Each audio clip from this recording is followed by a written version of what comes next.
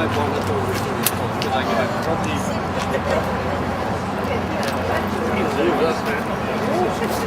Sorry, yeah.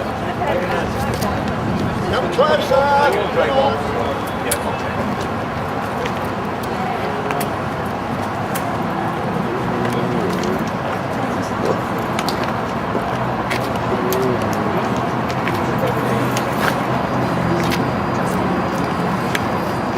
The Honourable Minister for Transport, Mr. Troy Buswell, Mr. Glen George, friends, ladies and gentlemen.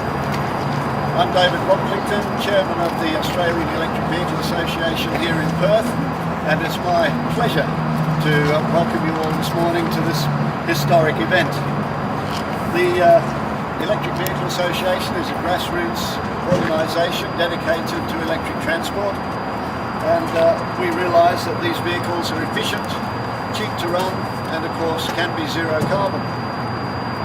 We fully support Glen in his epic journey. Today is definitely history in the making. It's an Australian first. Many Australians have driven around our great island continent, but Glen's is a little different in that he's trying to produce as little carbon as possible. If Glen can get back here in 90 days having burnt no carbon at all, he'll be a happy man. How can he do this? Well, he's going to charge his vehicle wherever possible from renewable energy. Australia has an abundant supply of renewable energy, and Glen will be using it on his trip. Electric vehicles basically are the only transport technology that's capable of using renewable energy, and it's something that people have a problem grasping.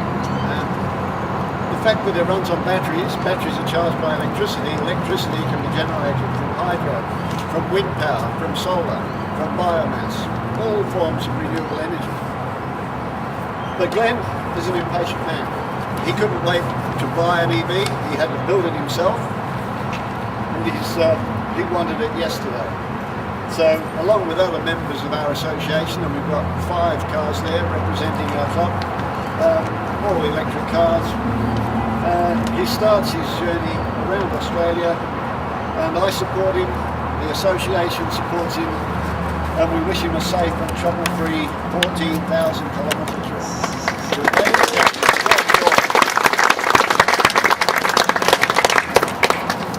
Mr. Buswell, ladies and gentlemen, friends, family, I want to thank you all for coming today and seeing me off.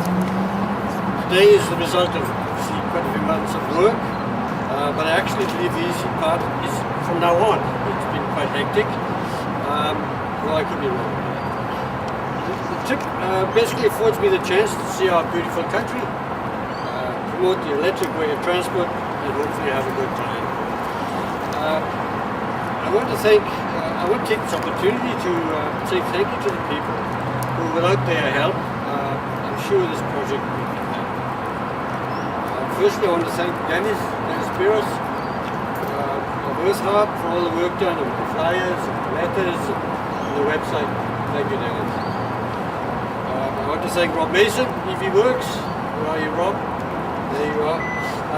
For his invaluable advice, and patience, and for putting up my frantic phone calls the last few days. Thank you, Rob. I want to thank David Rocklington, the Perth branch of the Electric Vehicle Association, for getting behind me on this project and assisting me where he could, and literally giving me the shirt of his back. Thank you, Dave.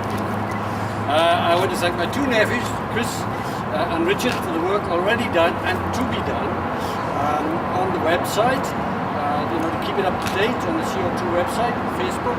So I hope you guys will follow us around. We leave from here today, and we should be in Gelton tomorrow, and Canal 2 days after that. So that's where we're going. So if you can follow us around, we really appreciate it.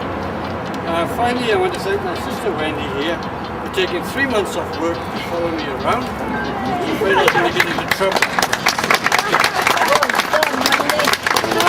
Okay, I also want to take this time off to thank my sponsors. First of all, Therese Verity Jewelers. Thank you very much, Julie. I want to thank Showcase Jewelers, both at head office and here in Canada. Thank you, Michael and Ian. I want Thomas Sabot. Thanks, Phil. Linda at Centre Graphics for donating all our stickers on the car. Thank you, Linda. I really appreciate it. Thank the Sustainable Energy Association. And finally, the Electric Vehicle Association. It's really appreciated. It just leaves me to say, I hope to see you all here on the 13th of November when I return, and then we can say we made it. Thanks very much.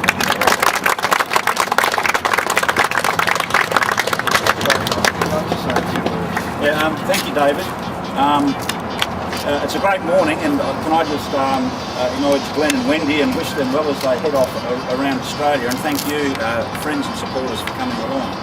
I was just thinking we have a Welsh man driving an English vehicle around Australia, followed by his sister in a German vehicle. I think they're still German, aren't they? You never know nowadays. But and I think one of the things you'll come back with, Glen and George, if you haven't already travelled around Australia, I've had the good fortune of driving on a lot of the roads you're going in the previous days as a bus driver, is an understanding of how big, broad and beautiful Australia is. And I think what you'll also come back with is an understanding of how applicable the technology that you'll be driving is to that big, broad and beautiful country. The 1956 MG, which despite our relative appearance is actually 10 years older than me, and the way you've restored it is absolutely fantastic. I can't believe you were telling me that you've got up to 130 kilometres now, and you think you can top out at about 150 in the MG. My only word of advice is don't try that in WA. There are a lot more speed cameras on the road than there was 12 months ago, but in the Northern Territory you can let your hair down. But of course we'll all be wishing you pin your ears back. I just want to reflect on something else interesting. 86 years ago this month, two people also set off from Perth. Their names were Westwood and Davies, and they circumnavigated Australia in a 1923 Citroen. And my understanding is that car has been purchased by Kiela and sits in the National Museum. So I hope as you travel around, the roads are a little bit better than what they have to put up with, and the amenities are a little bit better. When you read of some of the challenges they had, it was amazing. Sometimes they got a flat tyre, the only way they could pump it up was to stuff it full of grass. When they got to the Fitzroy River, there was no bridge and people had to help them carry the car across and all sorts of things. So whilst I'm sure you will face a lot of challenges, and perhaps even your obvious good humour will be tested from time to time, I'm sure, hopefully you don't have to carry your car across the river. Just a couple other quick things. Sometimes when we have new and emerging technologies like electric vehicles, it's great to have a person who's prepared to get out and champion that technology. And whilst what you're doing, Glen, in terms of driving around is an achievement in itself, I think the real value in what you'll be doing is the time you've committed to stop and engage with people as you travel around Australia. It's clear that in the 21st century we face a whole range of challenges. We face a whole range of challenges around our carbon footprint. We face a whole range of challenges about embracing alternate and renewable energies. And what you'll be doing will be a great ambassador for that message, and also for the technology that sits under your bonnet, behind you in your boot, and in the trailer that you'll be towing along. So on behalf of the government and everybody, can I thank you for inviting me along. I think it's great that you're leaving from Parliament House. Parliament House, after all, is one of the only bits of Western Australia that belongs to all of us. And I'm sure I speak on behalf of all of your friends and supporters here, but more broadly on behalf of all Western Australians, when I wish you a happy and safe journey. And I certainly look forward to being back here on the 13th of November when you return. Just remember, it's pronounced Badgingarra. Badgingarra, yes. The one thing I have to help you with is some of the pronunciation. And these little country towns are little parochial, so if you turn up and, so take it easy on that front, but can I wish you a safe journey. We look forward to seeing you.